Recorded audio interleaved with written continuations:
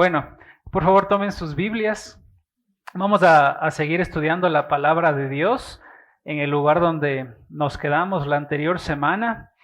Es una carta corta la que estamos revisando como iglesia, en este caso el libro de Filipenses, pero alguien se preguntó en un momento, un pastor decía que ¿qué pasaría con nosotros como cristianos si desaparecería esta carta de Dios a los filipenses, ¿no?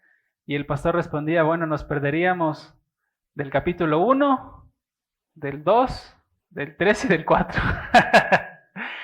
Y de todas estas cosas, estas bendiciones hermosas que Dios nos da a través de su palabra, que nos bendice, que nos exhorta, que nos anima a parecernos a Cristo, ¿no es cierto? Y gracias a Dios ya estamos entrando en esta mañana al capítulo 3, estamos ya a unos pasitos de terminar esta carta. Hoy lo que vamos a hacer es, vamos a tratar de estudiarla hasta el verso 8, ya del capítulo 3, entendiéndose en primer lugar que toda esta sección desde el verso 1 hasta el final del capítulo 3, hasta el verso 21, todos son una unidad, ¿ya? No las podemos ver de forma aislada. Las vamos a tratar de entender por partes, pero porque si no tendríamos que estar aquí 6 horas o más. Entonces, más bien los vamos a tomar el tiempo preciso para ir estudiándolas calmadamente, pero ustedes tienen que saber que esto es una unidad completa en el capítulo 3. Y la vamos a leer completa para que juntos vayamos viendo incluso un poco de la estructura de esta porción, ¿ya?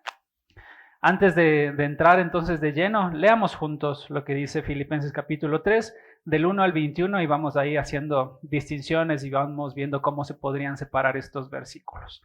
Entonces, Filipenses 3, 1 en adelante dice esto: por lo demás, hermanos, gozaos en el Señor. A mí no me es molesto el escribiros las mismas cosas, y para vosotros es seguro.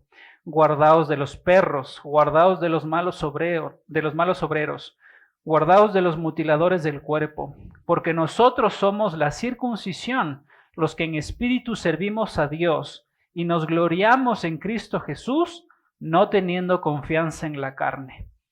Aunque yo tengo también de qué confiar en la carne. Si alguno piensa que tiene de qué confiar en la carne, yo más, circuncidado al 8º día, del linaje de Israel, de la tribu de Benjamín, hebreo de hebreos, en cuanto a la ley, fariseo, en cuanto al celo, perseguidor de la iglesia, en cuanto a la justicia que es por la ley, irreprensible, pero cuantas cosas eran para mí ganancia, las he estimado como pérdida por amor de Cristo.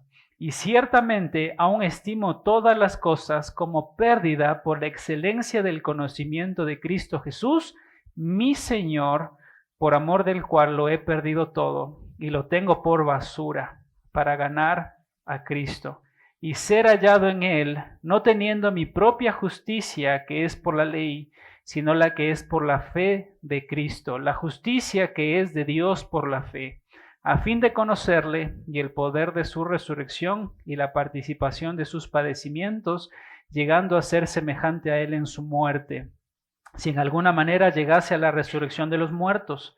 No que lo haya alcanzado ya, ni que ya sea perfecto, sino que prosigo por ver si logro asir aquello para lo cual fui también asido por Cristo Jesús. Hermanos, yo no pretendo haberlo ya alcanzado, pero una cosa hago, olvidando ciertamente lo que queda atrás y extendiéndome a lo que está delante, prosigo a la meta, al premio del supremo llamamiento de Dios en Cristo Jesús. Así que todos los que somos perfectos, esto mismo sintamos, y si otra cosa sentís, esto también os lo revelará Dios. Pero en aquello que hemos llegado, sintamos una misma regla. Sigamos una misma regla, sintamos una misma cosa. Hermanos, sed imitadores de mí y mirad a los que así se conducen según el ejemplo que tenéis en nosotros. Porque allí andan muchos de los cuales os dije muchas veces, y aún ahora lo digo llorando, que son enemigos de la cruz de Cristo, y el fin de los cuales será perdición, cuyo Dios es el vientre y cuya gloria es su vergüenza, que solo piensan en lo terrenal, mas nuestra ciudadanía está en los cielos, de donde también esperamos al Salvador, al Señor Jesucristo, el cual transformará el cuerpo de la humillación nuestra para que sea semejante al cuerpo de la gloria suya, por el poder con el cual puede también sujetar a sí mismo todas las cosas. Amén. Entonces les pregunto, ¿cómo está dividido este pasaje? Es interesante, hermanos, porque ya he dicho, este capítulo funciona como una sola unidad. Nosotros, a fin de que podamos estudiarla de manera separada o aislada, vamos a ir tomando por puntos. Probablemente hoy tendremos la primera parte de toda esta sección hasta el verso 8 y del verso 9 en adelante veremos la semana que viene.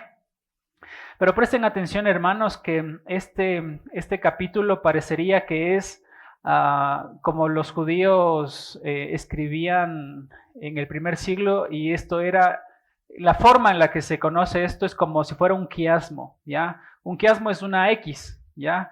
De tal manera que la primera parte de la porción concuerda con la última parte, y va pareciendo esto como si fuera un sanduchito, en donde la parte más densa, que sería la carne, queda en el medio, ¿ya? Entonces ustedes notan, hermanos, que al inicio, en el verso 1 del capítulo 3, es una introducción a lo que el apóstol Pablo va a decir en los posteriores versos, y la parte final, cuando él habla sobre nuestra ciudadanía en los cielos, de donde también esperamos al Salvador, al Señor Jesucristo, es la conclusión de lo que va él a hablar en el medio, ¿sí? Estamos hablando de introducción, conclusión. Si ustedes notan, en el verso 2 habla de personas que podríamos decirlo están en contra de Cristo, porque habla de perros, y no estamos hablando del que tenemos en la casa. Habla de malos obreros, habla de mutiladores del cuerpo, y podríamos decirlo, si podríamos resumir estas características que les da Pablo a estas personas, estamos hablando de personas que están en contra de Cristo, y personas, falsos maestros, podríamos decirlo en términos generales.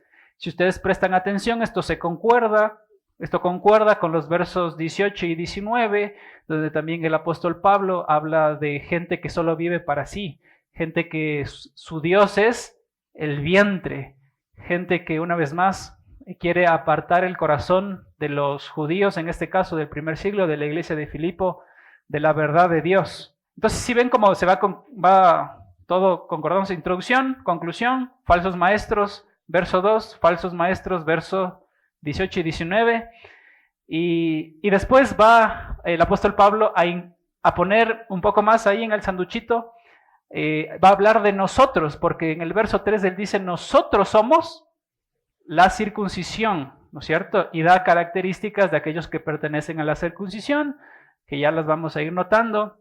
Pero termina también este capítulo, el capítulo 3, en el verso 15, hablando una vez más de nosotros. Y él dice, así que todos los que somos perfectos, notan ustedes, ahí estamos incluidos, no solamente el apóstol Pablo, sino con quienes estaba el apóstol Pablo en aquel entonces, nosotros, ¿sí? Y en medio nos quedaría la carnecita, ¿no es cierto? Y sonaría un poquito raro, pero el apóstol Pablo se va a poner él en el medio con su ejemplo, a través de lo que va a decir desde el verso 4 hasta el verso 14, y eso es como la parte más contundente de lo que vamos a ir estudiando, ¿ok? Entonces, si vieron cómo se va todo va concordando, y queda al final, sería en este caso lo que queda en la mitad como lo importante, el centro del argumento del apóstol Pablo, y después al final la conclusión. Entonces, esa sería como la estructura que vamos a ir siguiendo esta predicación y la predicación de la semana que viene, y Dios mediante esperemos que vayamos caminando en este estudio y que al menos lleguemos a la mitad, ¿ok? Entonces, comencemos, hermanos. En el verso 1, el apóstol Pablo dice, por lo demás, hermanos, gozaos en el Señor. A mí no me es molesto el escribiros las mismas cosas, y para vosotros es seguro. Noten ustedes, hermanos, que en lugar, en el primer verso, el apóstol Pablo, en toda esta porción, mejor dicho, el apóstol Pablo les dice a la iglesia de Filipo que él ya ha hablado muchas ocasiones con ellos, probablemente personalmente. Ustedes recuerdan que cuando el apóstol Pablo inició la iglesia, cuando él fue a visitarla y donde se sumó también Timoteo, lo vimos también la anterior semana, que ya tenía desde aquel entonces un testimonio reconocido delante del pueblo, Timoteo, se suma al viaje misionero del apóstol Pablo en este mismo lugar llamado Filipo, va hacia un lugar junto al río donde estaban mujeres orando. En la hora de la oración se crea esta iglesia, probablemente también sumado a este público al inicio que fue una endemoniada de la que el apóstol Pablo sacó un espíritu y que hizo perder ganancia a las personas que trabajaban por medio de ella. Y después tenemos al carcelero y tenemos que era una iglesia muy familiar, de manera que el apóstol Pablo no solamente conocía de manera particular a las personas que conformaban a la iglesia de Filipo, sino que tenía un lazo estrecho con ellos. Y no es la primera vez que el apóstol Pablo les dice a los creyentes de una iglesia que se guarden, que en medio de ellos nacerán lobos rapaces, que la intención de hacer desviar el corazón de los verdaderos creyentes de Cristo y colocarlo en otra cosa que no sea Cristo, es decir, ser idólatras. Y el apóstol Pablo les dice acá en el verso 1, a mí no me es molesto el repetiros las mismas cosas, pero a ustedes les es seguro esto en el sentido de que ustedes no van a tener como un despropósito en aquello que yo les estoy volviendo a decir. Y el verso 2 arranca de una manera muy, muy brusca para nosotros en nuestro, leyendo sencillamente la palabra de Dios, ¿no es cierto?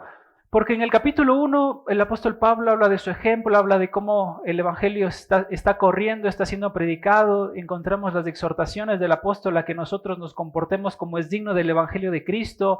Nos exhorta también a nosotros a vernos como una unidad, a pensar en los otros, a tener humildad, al ejemplo de Cristo, el ejemplo de Timoteo, el ejemplo de Epafrodito, que nosotros somos luminares en el mundo, que nos agarramos y nos tomamos de la palabra de vida.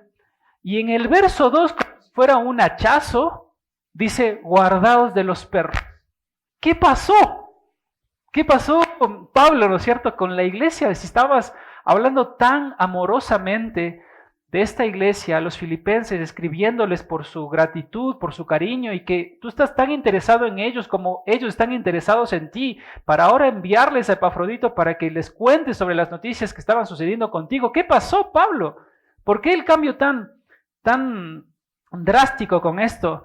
Y es porque el apóstol Pablo, de la misma forma en la que él está interesado en guardar y en amarlos tanto a ellos, una de las maneras en la que el apóstol piensa que puede guardar la vida de los filipenses es a través de guardar la doctrina, es a través de guardar a la iglesia y de los fundamentos de la iglesia, en contra de muchas personas que también se van a levantar. Y algo interesante para nosotros considerar, que es que estas personas que son nombrados, o como nosotros lo pusimos, estos falsos maestros, no se levantan, no vienen de afuera, hermanos. Los falsos maestros en una iglesia no están fuera de estas paredes, probablemente están con nosotros. Porque si fuera fácil, si la gente viniera de afuera, que con otra doctrina, con otra forma de pensar, fuera fácil para nosotros como iglesia determinar quiénes son de nosotros y quiénes no son de nosotros. Pero lo que está haciendo el apóstol Pablo es que nosotros probablemente podamos vivir la experiencia de que en medio de nosotros se levanten falsos maestros, de los que ya pertenecen a una comunidad cristiana, como iba a suceder con la iglesia de Filipo. Y el apóstol Pablo lo que quiere hacer es guardar la enseñanza que ellos habían recibido. Los apóstoles habían recibido de Jesús y que los apóstoles ahora habían transmitido a las iglesias que ellos habían fundado, porque en la gracia de Dios los apóstoles se convirtieron en este fundamento en la que la iglesia después iba a construir para arriba. Entonces les habla de una manera brusca. ¿Por qué? Porque quiere guardarlos, porque en el mismo amor que él tiene para con su iglesia amada y la reciprocidad que encontraba con ellos, pues él también, una forma de amarlos a ellos es guardarlos del error. De la misma manera en que nosotros como padres guardamos la vida de nuestros hijos, exhortándoles cuando están caminando torcidos, porque los amamos, no porque queremos destruirlos, ¿no es cierto? Y en ocasiones les hablamos de una manera fuerte, para que ellos no se desvíen del camino correcto, en este caso pensando en el camino del Señor. ¿Se dan cuenta?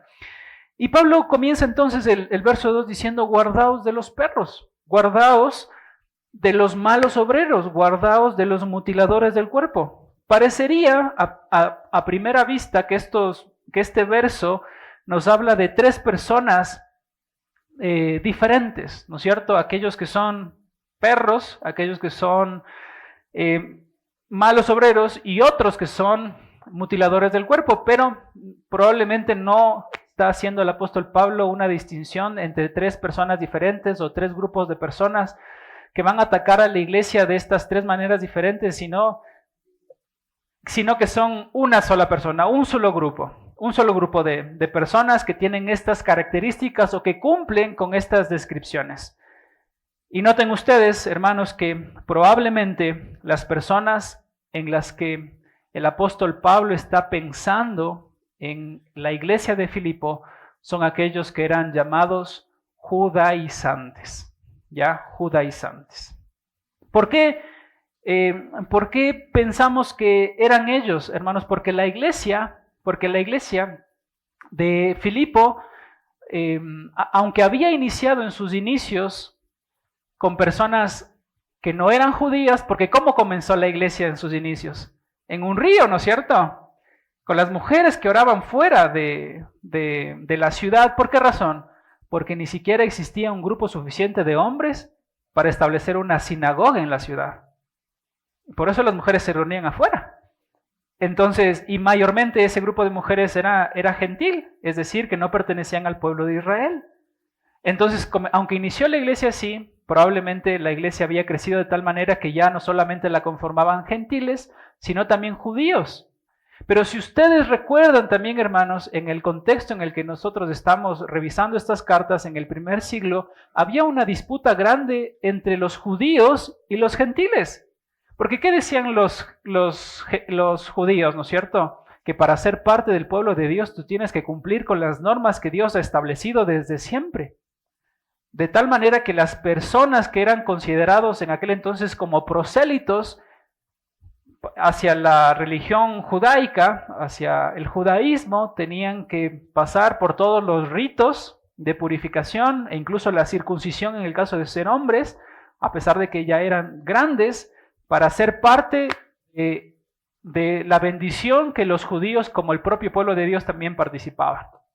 Entonces había esta disputa de que era necesario incluirle a la salvación que ellos tenían los méritos por obras, ¿ya?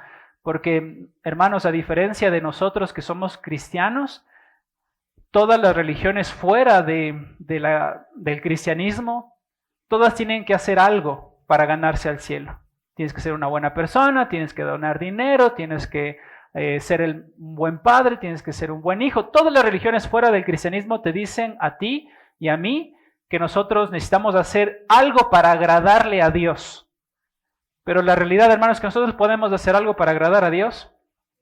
No, sino que la salvación es por pura gracia de Dios, sin ningún mérito humano.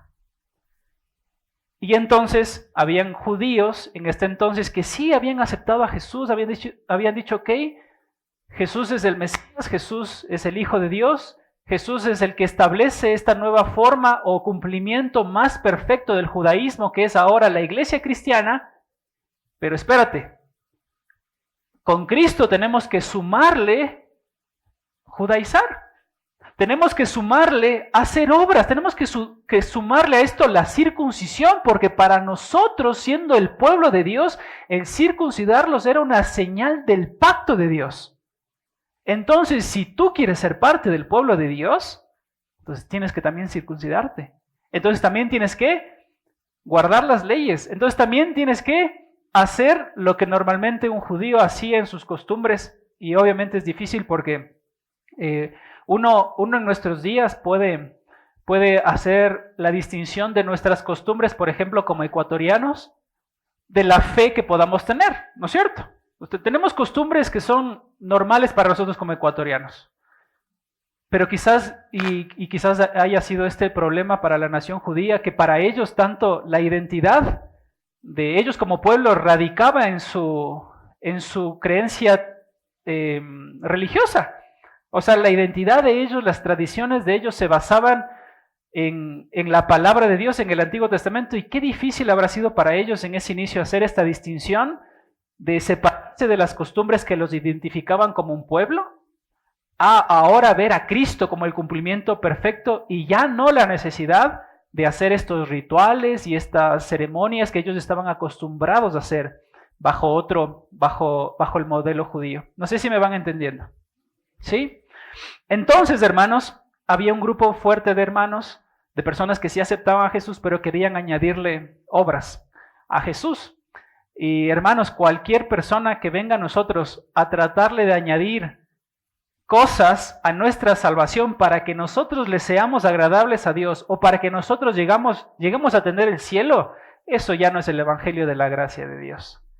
Eso es un evangelio por obras. Y ese evangelio no salva a nadie. A nadie. La salvación únicamente es por gracia, por medio de la fe, sin ningún mérito humano. Porque para que la gracia sea gracia, tiene que ser un regalo. Porque si nosotros obraríamos para merecernos el cielo, ya no sería gracia, sería deuda. Dios me debe a mí el cielo, porque yo me estoy portando de una forma correcta. Y no es así, hermanos. Entonces, miren ustedes, hermanos, que el apóstol Pablo, siendo él un judío, siendo él, como vamos a leer en los posteriores versículos, siendo él parte de un grupo selecto de religiosos en aquel entonces, que él participó de ese grupo íntimo llamado los fariseos, a sus propios compatriotas, a sus propios hermanos de sangre, se podría decirlo así, a sus propios hermanos judíos, que eran parte de este grupo que quería añadirle obras a la salvación de Jesucristo, les llama, con el primer término que utiliza es un término habrá sido tan chocante para ellos, porque los llama perros. Un término que se utilizaba en aquel entonces no para hablar de los judíos, sino para hablar de ¿quiénes? De los gentiles. O sea, los judíos y más este grupo de personas religiosas utilizaban ese término para hablar de forma despectiva de aquellos que no pertenecían al pueblo de Dios. Y a diferencia del perrito que tú tienes en casa, que lo bañas todos los días, una vez a la semana, 2 veces a la semana, que le compras ropa, le pones perfume, le compras un carrito para pasearlo, y demás cosas. De diferencia de esos perritos de nuestra época, en el primer siglo un perro era un perro que comía de la basura, un animal sucio, un animal que no participaba de la comunidad, sino estaba ahí, pero era algo despectivo comparar a una persona con un perro. Y Pablo, claro, era algo inmundo. Y Pablo utiliza este mismo término que los judíos utilizaban para describir a los gentiles, para decirles a los mismos gentiles, perros. Guardaos de los perros. Y antes de seguir con los otros términos que Pablo utiliza, miren que Pablo va a decir en 3 ocasiones, y eso también nos llama la atención a nosotros, en 3 ocasiones va a decir la palabra cuidaos. Cuidaos de los perros, cuidaos de los falsos obreros, cuidaos de los mutiladores del cuerpo. Y eso es intencional, hermanos, porque nosotros sabemos en este tiempo que las repeticiones para los hebreos era importante. De ahí que nosotros, cuando hablamos, por ejemplo, de la declaración que se hace de Dios, que Él es santo, santo, santo, a diferencia de nuestro tiempo, que podríamos utilizar la palabra santísimo, para ellos no existía este superlativo que nosotros utilizamos, sino la repetición era la manera en cómo ellos enfatizaban algo y le daban importancia. Santo, santo, santo. Y ahora el apóstol Pablo está utilizando esa misma forma de escritura para reiterar a la iglesia de Filipos que tengan cuidado. Es como nosotros como papás, ¿no es cierto? Cuando le vemos a nuestro hijo, no sé si está saliendo a algún lugar, cuidado, tendrás cuidado. pero cuidaraste. ¿Se dan cuenta? Un énfasis en este sentido, porque era algo común en la escritura de este tiempo para reiterar que estamos diciendo algo importante. Solo por poner un ejemplo, en Jeremías 7:4, los judíos se jactaban de que el templo de Dios estaba en medio de ellos y que por eso Dios no podía tocarlos. Qué soberbia, ¿no? Ellos decían, el templo de Dios está con nosotros y Dios y ningún otro pueblo puede tocarnos a nosotros. Pero esa misma soberbia les llevó a ellos a ser llevados cautivos 70 años a Babilonia.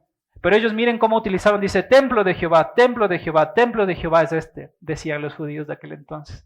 Entonces vieron cómo la repetición se utilizaba para poner énfasis, y así podemos encontrar otros ejemplos en el Antiguo Testamento, en el Nuevo Testamento sobre esta repetición que se utilizaba básicamente para comunicar algo importante. Y Pablo les dice acá, cuidado de estas personas, cuidados de los perros. Después agrega, ¿no es cierto?, la expresión cuidados de los falsos obreros, ¿cierto?, de los malos obreros. Y nosotros, hermanos, debemos darnos cuenta de algo que también es importante para nosotros. El apóstol Pablo les llama a ellos obreros. ¿Y por qué debe ser algo que debe llamar nuestra atención? Porque, hermanos, el apóstol Pablo no está aludiendo, como ya dijimos antes, a personas que vienen externamente a la iglesia. Él no está aludiendo a gente que viene de visita a la iglesia, sino gente que está participando activamente en la iglesia. Si ustedes recuerdan capítulo 1, él hablaba de que en la iglesia, en este caso de Roma y donde el apóstol Pablo está, habían dos grupos grandes, aquellos que predicaban a Cristo porque querían predicar a Cristo, porque veían la necesidad de predicar a Cristo tal y como era porque habían escuchado esto del apóstol Pablo. Pero existía otro grupo de ellos que predicaban a Cristo por contienda, que predicaban a Cristo para añadir aflicción a las prisiones del apóstol Pablo, no con un buen corazón. Y de ahí, hermanos, nosotros dijimos que en medio de la iglesia hay opositores.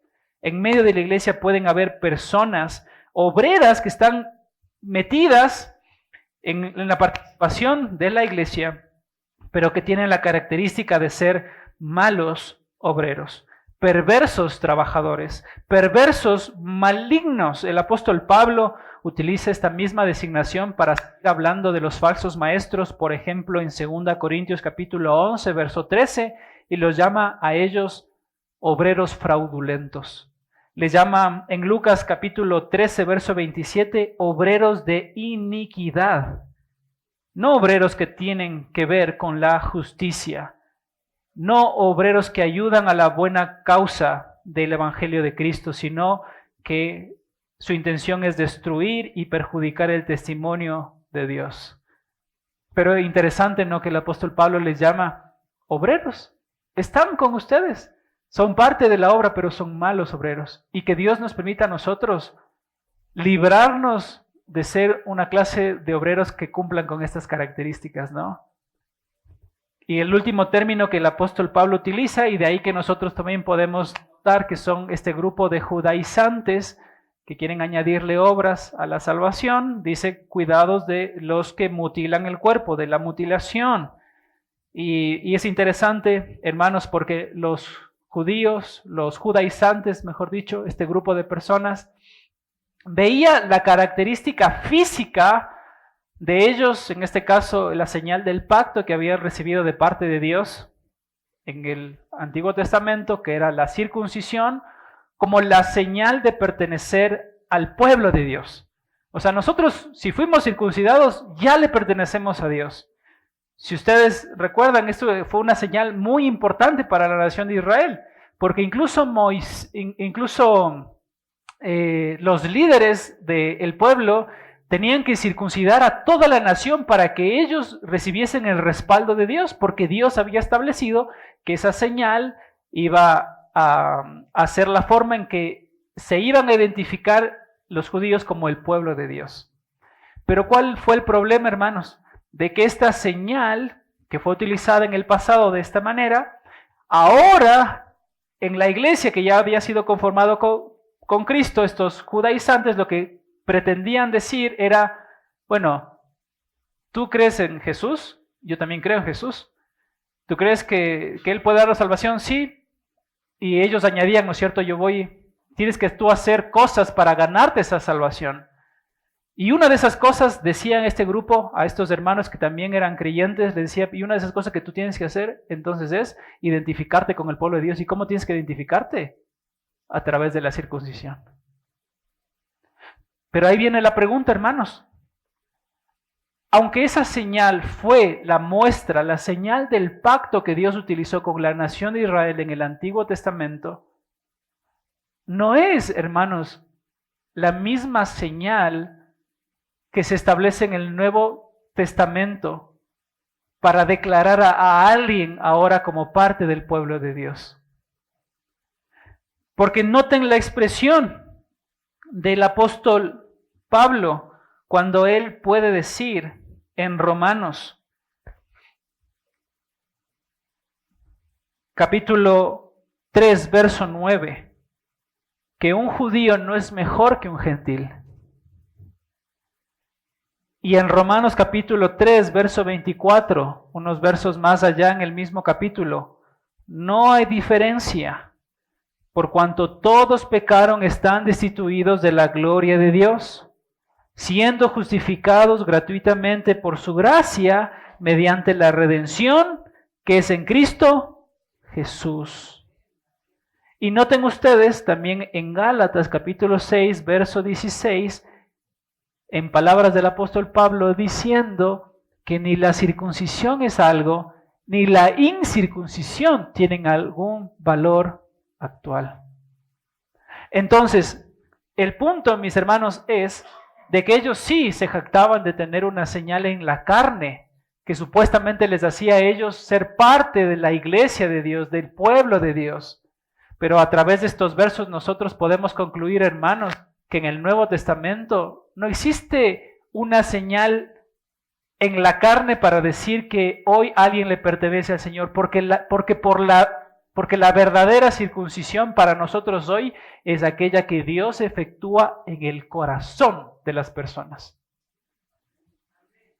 La señal del pacto en el Antiguo Testamento era una señal en la carne que tenía que ver también con aspectos de limpieza, de pureza en aquel entonces, pero era una señal en la carne. Pero el apóstol Pablo dice que la verdadera circuncisión es la que Dios realiza en el corazón de las personas que confían en Él. Cuando Él corta completamente nuestra naturaleza de pecado y nos da una nueva naturaleza y nos hace ser parte de la familia de Dios. Esa es la circuncisión que vale, hermanos. Pero estas personas se jactaban. Nosotros sí fuimos circuncidados, nosotros sí tenemos esa señal en nuestra carne. Y entonces, te faltaría a ti tener esa misma señal para de verdad considerarte como parte del pueblo de Dios. Feo, ¿no es cierto? Y Pablo les dice, no, guárdense de esas personas.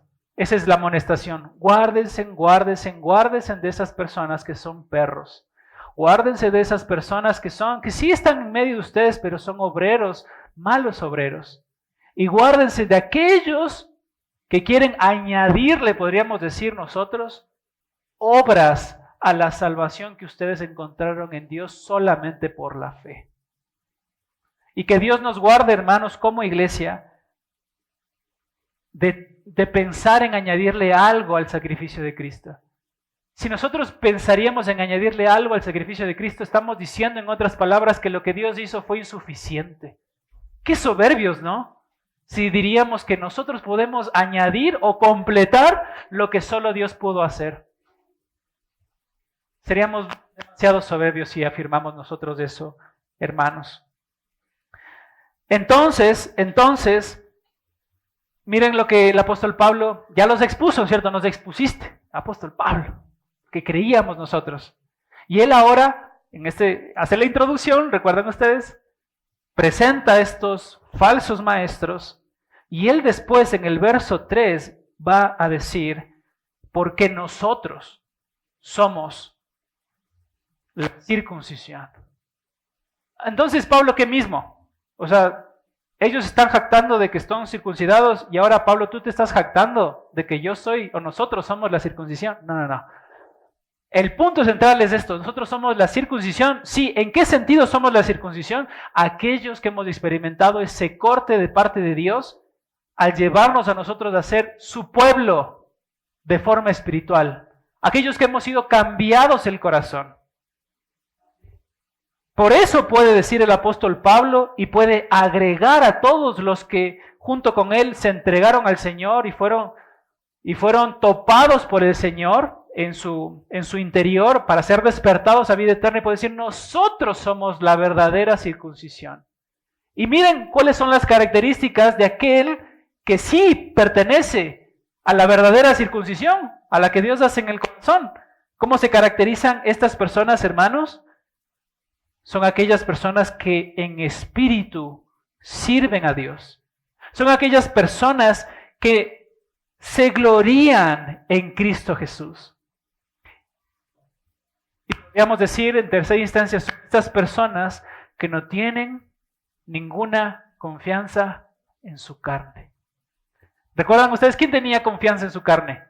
Estos judaizantes. Una señal en la carne, ¿no es cierto? Pero él más bien dice, el apóstol Pablo, que los que pertenecen a la circuncisión que Dios hace en el corazón de la persona, cuando él cambia un corazón de piedra y da un corazón de carne, se caracterizan ahora por servir a Dios en espíritu. Y estas dos últimas frases, hermanos, del verso 3, tanto nos gloriamos en Cristo Jesús como no teniendo confianza en la carne, hablan de lo mismo, ¿ok? Podríamos decir que son prácticamente dos características de los verdaderos circuncidados.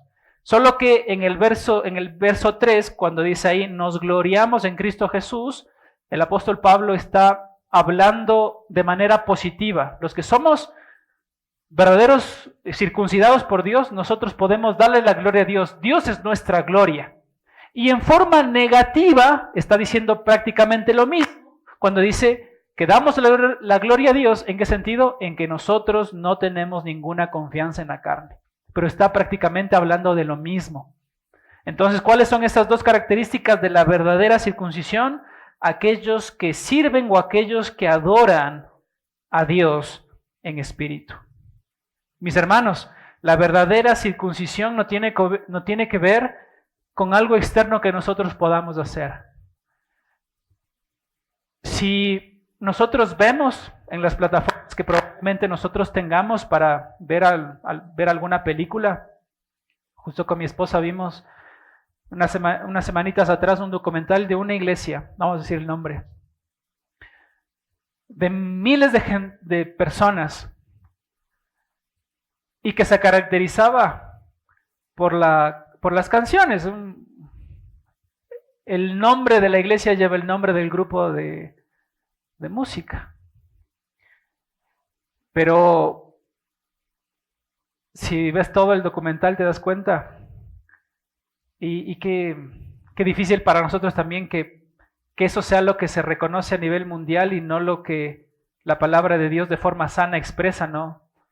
Porque por el testimonio de estas malas iglesias es que la gente vitupera el nombre de Cristo.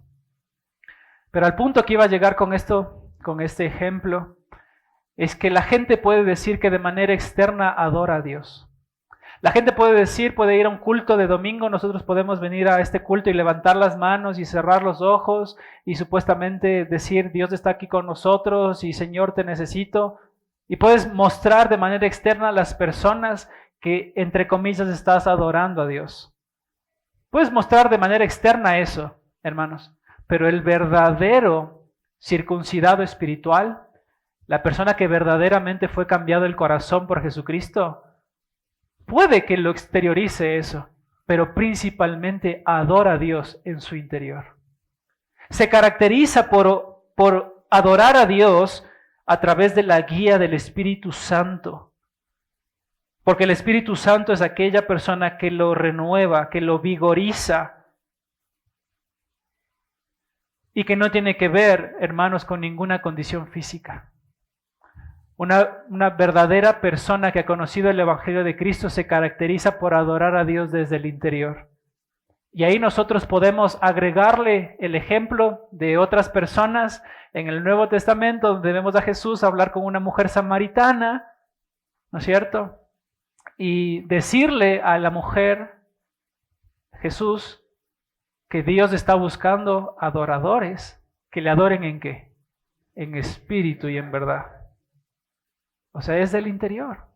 Tiene que ver con lo que habita dentro de nosotros, no tanto con la forma externa. La primera característica de los verdaderos circuncidados. Y la segunda característica de los verdaderos circuncidados, ¿cuál era, hermanos? Que no se glorían en la carne. Y este va a ser el punto de partida para los siguientes versos que ojalá podamos ver a través del apóstol Pablo. El apóstol Pablo dice que los que experimentaron la salvación de Dios se caracterizan en segundo lugar por no gloriarse por sus méritos humanos o por alguna señal que tengan en la carne, como los judíos, como los judaizantes estaban gloriando al tener la circuncisión como una señal en su carne. Pero el apóstol Pablo abre más esta brecha y dice que las personas que han experimentado un nuevo nacimiento no se glorían en nada externo, sino que se glorían en Dios. Se glorían en Dios. Y yo sé, hermanos, que yo les digo, no, gloriémonos en Dios. ¿Qué significa? Porque suena muy bonito, ¿no es cierto? Pero estamos allá, estamos en la estratosfera. Cuando decimos glorifiquemos a Dios, pero ¿qué significa eso? Y lo vamos a ver en un momento. ¿Qué significa gloriarnos en Dios y no en nosotros? Lo que está haciendo el apóstol Pablo es haciendo un énfasis que las personas que le pertenecemos al Señor no nos gloriamos porque tengamos una posición en este mundo. Tampoco nos podemos gloriar porque tenemos un nombre. O no deberíamos gloriarnos porque tengamos un nombre o posesiones materiales. O porque tengamos una posición importante en el gobierno o en alguna empresa. ¿No? Lo que está diciendo el apóstol Pablo es que un verdadero cristiano no se gloría en eso. ¿Saben en qué se debería gloriar o dar la gloria un verdadero cristiano? Miren las palabras del apóstol Pablo en Gálatas 4:14. Más lejos esté de mí gloriarme a mí mismo. Lejos esté de mí pensar que yo tengo una posición extraordinaria y pensar que yo soy... Nadie se puede comparar a mí. El apóstol Pablo dice, lejos esté de mí gloriarme. Y sigue, sino en la cruz de nuestro Señor Jesucristo, por lo cual el mundo me es crucificado a mí y yo al mundo. O sea, lejos esté de mí gloriarme, dice el apóstol Pablo, de lo que soy yo. Sino que si de algo yo me he de gloriar, es en la cruz de nuestro Señor Jesucristo. Y ya vamos a hacer más hincapié en esto, hermanos, porque es difícil para nosotros gloriarnos en la cruz de nuestro Señor Jesucristo. Porque en ocasiones, en la manera práctica en la que vivimos, parece ser que hay cosas más importantes que la cruz del Señor Jesucristo. Parecería que hay cosas más importantes. Pero el apóstol Pablo puede decir que un verdadero creyente se caracteriza por gloriarse en Cristo. Dice, y nosotros no confiamos en la carne, no tenemos nada que confiar en la carne. Estos son los verdaderos circuncidados por parte de Dios. Aquellos que experimentaron una vez más de ese corte, ¿en dónde? ¿En la carne? No, en el corazón. En el corazón. Y presten atención porque aquí vamos al grueso, ¿no es cierto?, que dijimos al inicio. La introducción, vimos que presenta a los falsos maestros, vemos que habló de nosotros como la verdadera circuncisión, Pero pensando en estas últimas personas que se estaban gloriando en cualquier otra cosa, en una señal en la carne, en añadir obras a la salvación, el apóstol Pablo va a hacer una argumentación a través de su propio ejemplo para mostrar a alguien que, aunque pudiera gloriarse en lo que se estaban gloriando ellos y de una forma más alta que ellos, él no lo hace. Porque todas esas cosas que el apóstol Pablo va a decir, de las que él se pudiera gloriar, el apóstol Pablo va a decir, esas cosas son basura. Esas cosas son pérdida en comparación de conocer a Cristo. En comparación de conocer a Cristo. Entonces el apóstol Pablo sigue diciendo, bueno, aunque yo mismo tengo de qué gloriarme, porque él está pensando en estas personas, dice el verso 4, ¿no? Aunque yo mismo tengo también de qué confiar en la carne. Si alguno tiene de qué confiar en la carne, el apóstol Pablo dice, yo más. Y no de manera soberbia, ¿no? Ya vamos a ver lo que él habla de sí mismo. Pero quizás con un poco de enojo o rabia. O sea, la gente se está jactando de quién es. Y el apóstol Pablo dice, yo podría jactarme más, pero no lo hago. Y miren la descripción que el apóstol Pablo hace de sí mismo, que son todas características de alguien judío de aquel entonces que sobrepasaba en mucho a sus contemporáneos. Y él dice en el verso 5, circuncidado al 8º día.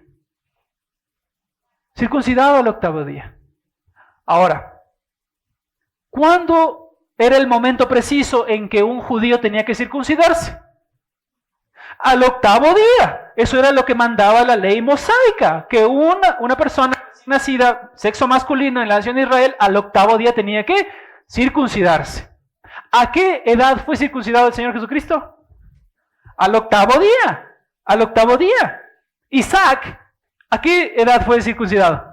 Al 8º día. Era lo que mandaba la ley. Ahora, ¿se acuerdan que hablamos también de las personas que eran prosélitos al inicio?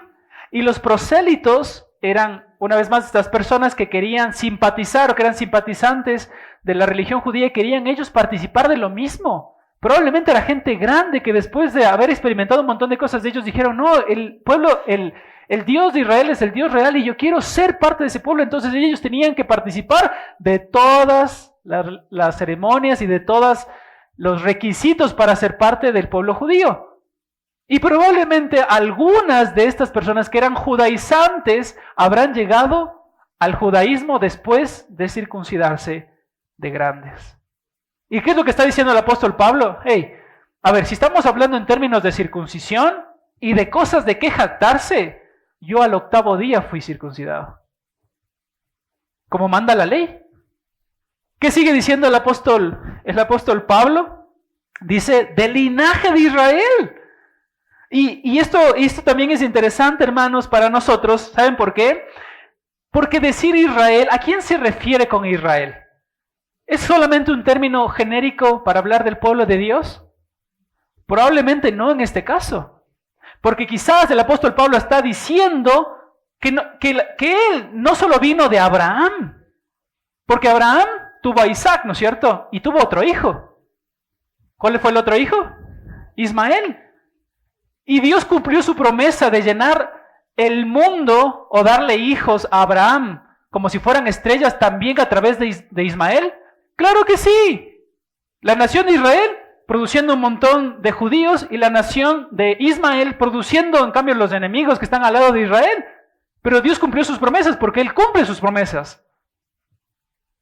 Y entonces Pablo dice, yo no solamente vine de Abraham, yo vine de Abraham siendo mi antecesor, pero también de Isaac. ¿E Isaac tuvo hijos, sí o no? ¿Cuántos hijos?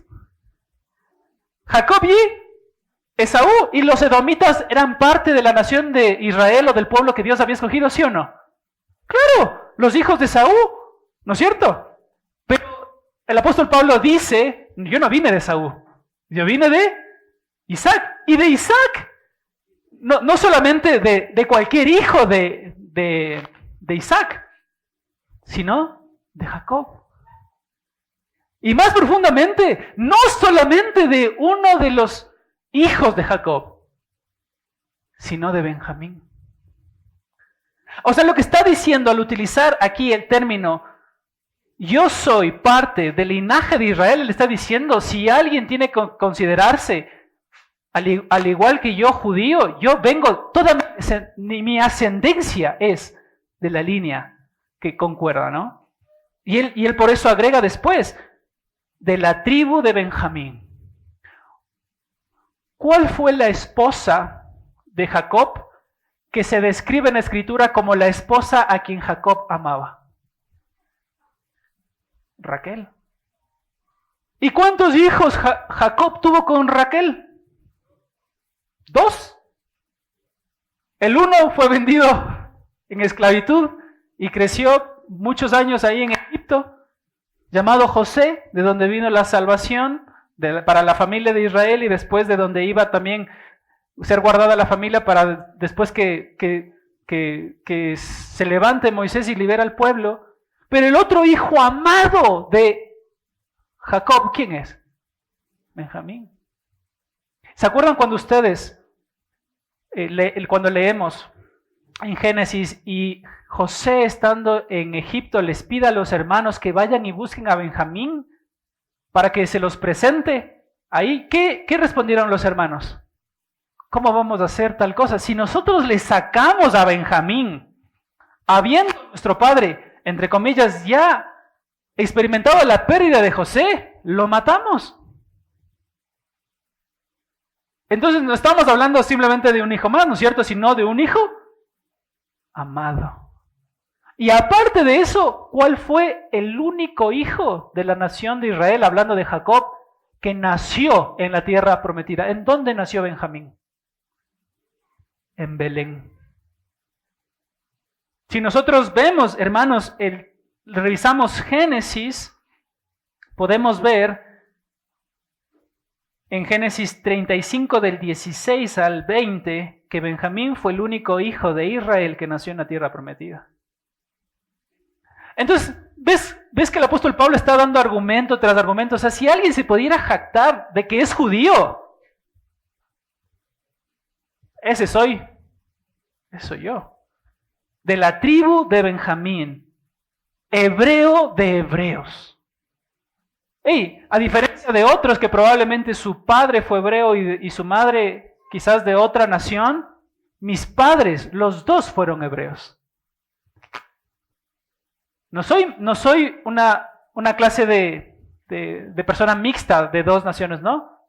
Hebreo de hebreos. Y todo esto lo recibió de parte de sus padres. ¡Wow! Ahora, eso lo recibió como herencia, ¿no es cierto? Y Pablo se podía jactar, yo vengo de los Fantes, ¿no es cierto? Yo vengo de mi linaje. Como diría el Andresito Paredes, de los Paredes, la creme de la creme, ¿cierto? Pero el apóstol Pablo dice, ok, eso me lo heredaron mis padres. Ahora yo, cuando ya crecí, yo sumé a ese currículum que tenía, Porque ¿qué dice él que después es? En cuanto a la ley farisea, de toda la nación de Israel, hermanos, ¿saben cuánto era el porcentaje de fariseos que existía en el primer siglo? El 15% eran fariseos. O sea, de los muchos que habían, el apóstol Pablo pertenecía a un grupo ya de por sí seleccionado. Y de ese grupo, hermanos, de los fariseos, era en cuanto al celo perseguidor de la iglesia. Hermanos, nosotros mataríamos pensando en la persona que puede hacer daño a nuestros hijos. Todos nosotros podríamos decir, yo mataría a ese infeliz. Yo haría... Pero puede ser que alguno, de veras, por ese amor que tiene hacia sus hijos y le hacen algo, de veras mate. Nosotros decimos, sí, nosotros le matamos. Pero quizás a la hora de la hora no hagamos nada. Pero puede ser que alguno de esos que dice que ama celosamente a sus hijos, puede ser que sí lo haga. Y el apóstol Pablo dice, sí, todo el mundo dice que es celoso para Dios. Pero yo estuve dispuesto a matar a estos cristianos que para mí entender en aquel entonces estaban yendo en contra de la forma en la que yo había aprendido. Porque para el apóstol Pablo, matar cristianos en aquel entonces era correcto en su visión. O sea, para él estaba bien matar a los cristianos porque el cristianismo había sido una forma distinta a lo que era el judaísmo que él siempre había aprendido. El apóstol Pablo nunca cayó en ese entonces que el cristianismo era la forma más completa del judaísmo. Era la revelación exacta de lo que el judaísmo hablaba. Entonces para él matar cristianos era lo más celoso que podía hacer y por eso él puede decir más adelante que él era irreprensible en cuanto a la ley. O sea, alguien que se manejó de una manera tan perfecta que no tenía tacha. ¡Wow! Alguien así, impresionante alguien así. Alguien así, el apóstol Pablo dice, entonces, ¿alguien quiere gloriarse? O sea, ¿alguien quiere poner sus títulos al lado de los míos? Hagamos una lista, dice el apóstol Pablo, ¿no?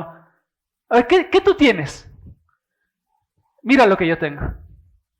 ¿Y tú te quieres gloriar en eso? Y sigue el apóstol Pablo diciendo, verso 7, pero cuantas cosas eran para mí ganancia, las he estimado como pérdida por amor de Cristo. Y sigue, y ciertamente aún estimo todas las cosas como pérdida por la excelencia del conocimiento de Cristo Jesús. Y miren cómo lo llama, mi Señor. ¿Recuerdan ustedes que este nombre es especial, ¿no es cierto? ¿Por qué es especial? Porque en el capítulo 2 nosotros dijimos que es el nombre que Dios el Padre le ha dado al Hijo por sobre todo nombre. Porque bajo ese nombre, ¿qué va a pasar en el futuro? Toda lengua se doblará, toda rodilla se doblará y toda lengua confesará que Él es el Señor. Y Él dice, el apóstol Pablo, Él es mi Señor. Por amor del cual, y ¿vieron ustedes cómo hace una triple negativa? Cuando dice en el verso 8, aún estimo todas las cosas como pérdida.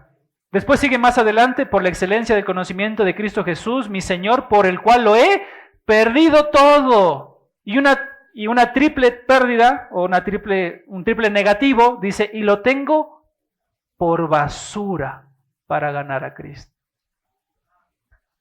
Ahora, que se entienda bien esto, hermanos. El apóstol Pablo no está diciendo que estos títulos, que estos logros sean malos en sí mismos. Ser parte del pueblo de Israel, ¡qué privilegio! Porque el mismo apóstol Pablo dijo en Romanos que Dios les confió a esa nación la palabra de Dios, dada a través del mismo dedo de Dios y bajada por ángeles. O sea, ¡qué privilegio! O sea, en sí mismo ser parte de la nación de Israel no es nada malo. No es nada malo que la gente que está alrededor tuyo te considere como irreprensible. No, ¿o tiene algo de malo eso? ¿Tiene algo de malo ser celoso en cuanto a nuestra religión y decir, yo amo de tal manera a Cristo y estaría dispuesto a morir a causa de eso? No tiene nada de malo. Pero ¿saben cuál aquí es la cosa, hermanos? Que para un cristiano, y presten cuidado a esto, para un cristiano no debe o no debería existir algo más valioso que Cristo. Un cristiano tendría que considerar, al igual que el apóstol Pablo, todo como basura, si se compararía con el conocer a Cristo. Piensen, hermanos, piensen en algo. Pensemos en una persona, un ejemplo, que durante toda su vida dijo, yo voy a esforzarme todos los días, todo el tiempo para acumular esta riqueza, no solamente para dejarla a mis hijos, sino porque entiendo que esa es la forma en la que mis hijos van a estar bien y van a tener todo lo que ellos necesitan para el futuro. Y acumuló, ¿no es cierto? Un montón de cajas fuertes, un montón de dinero, qué sé yo, posesiones, hablemos de posesiones en generales. Pero un día, en ese lugar donde esta persona está, se acaba el agua. Y solo aquellas personas que tienen propiedades con algún río o con alguna cascada ahí pueden tener ese acceso. Y esta persona tiene las bóvedas llenas. Tiene pinturas a montones que podría utilizarlas, ¿no? Como para decir, ok, voy a acceder a eso, voy a comprarles, pero el tema es que las personas cuando él va a comprar esa supuesta agua que puede adquirir, no la puede y no le venden. Porque en ese preciso momento el agua es lo más valioso. Y yo no te lo quiero vender. Quédate con tu dinero, quédate con tus lingotes, quédate con tu auto, quédate con tu mansión, quédate con los cuadros, quédate con esas cosas. Porque es interesante, hermanos, que nosotros como sociedad y en el mundo le hemos dado valor a un papel con números y caras de personas. En sí mismo es papel, pero nosotros le hemos dado ese valor, ¿no es cierto? No estoy aquí criticando nuestro sistema ni meternos en ese punto, pero nosotros le hemos dado valor a eso. Pero comparado, en este mismo ejemplo, con la necesidad puntual de esa persona en ese momento, eso no es lo más valioso. ¿O sí es lo más valioso? Se está muriendo de sed. Y no puede acceder a lo que de verdad importa, a lo que de verdad vale, a lo que tiene un valor vital. Y no puede acceder a eso. Y así somos nosotros. Cuando Dios dice a través del profeta Jeremías, me cambiaron a mí, fuente de agua viva, y cavaron para sí cisternas rotas.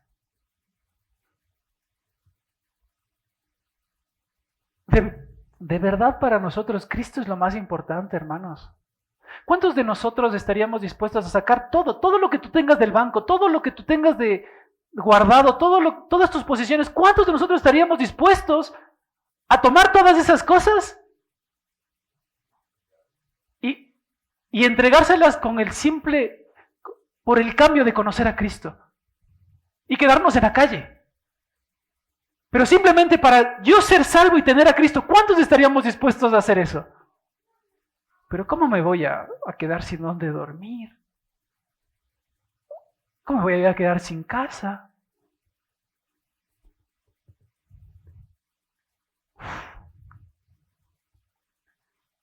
A esto me refería yo, que para nosotros y para nuestra humanidad, qué difícil que es, ¿no?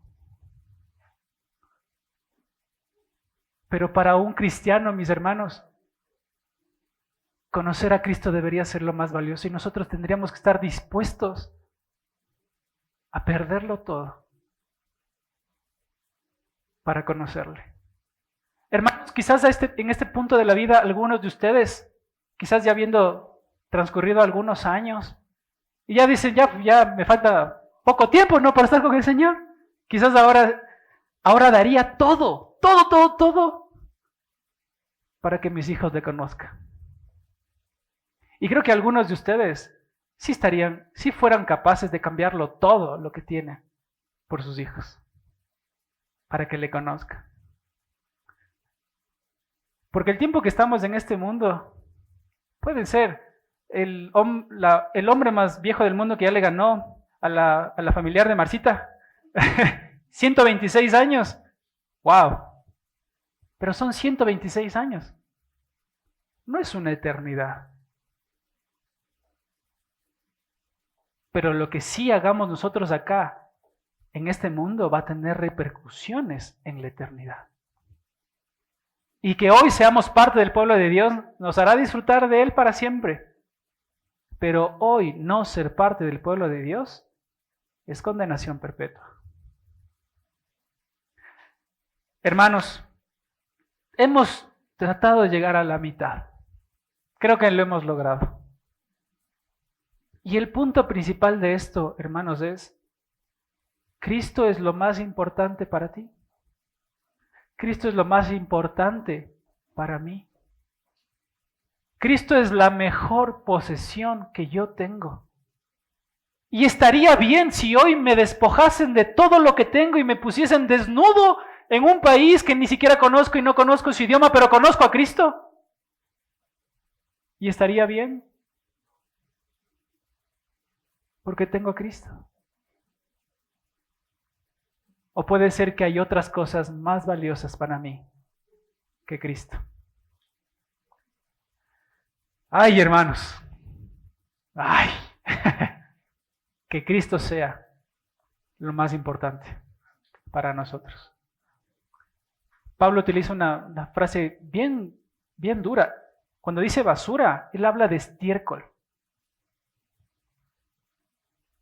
Lo que comen los perros, como esos perros que nombró antes. No lo vale.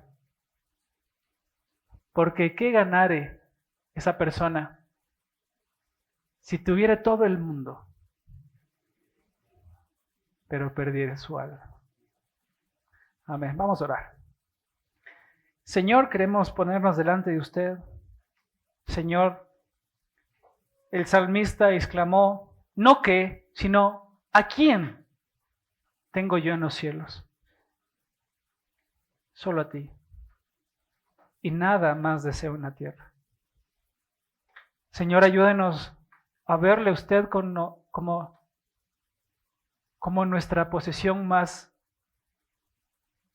sagrada, más valiosa. Y ni siquiera porque nosotros lo hemos ganado por algún mérito, sino por su gracia. Usted se dio a nosotros. Señor, ayúdenos a considerar que todas las cosas pueden llegar a ser basura si nosotros no estamos cerca de usted. Es vano que tengamos una empresa, es vano que nosotros tengamos una posición, un nombre, recursos. Es vano si todo eso hace que yo esté lejos de ti.